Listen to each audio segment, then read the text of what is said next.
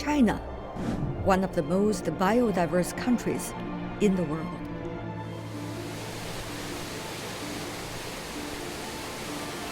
It is home to 10% of the world's plant species, 14% of the world's animal species, and 20% of its fish. Countless species are here on this magnificent landscape. Every one of them tells a great story.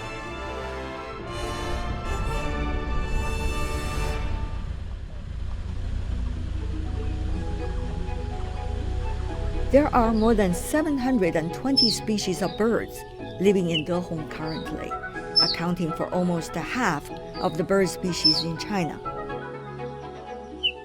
All 5 hornbill species in China can only be seen in Yingjiang County.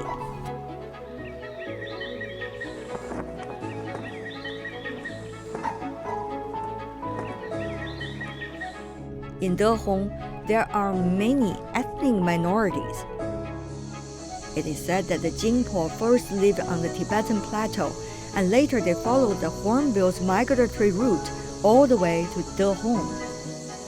No wonder hornbills are everywhere.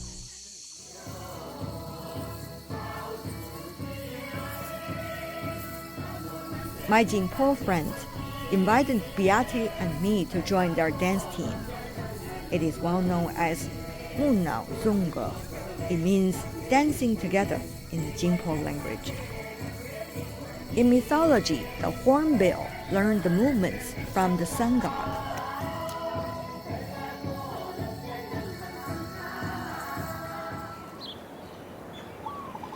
The next morning, we are heading to see the real creatures. But the weather plays a trick on us. Dehong enters the rainy season in June. It is not the best time for bird watching. But surprisingly, we meet avid bird watchers. Ban Ding is one of them. It's so beautiful, no?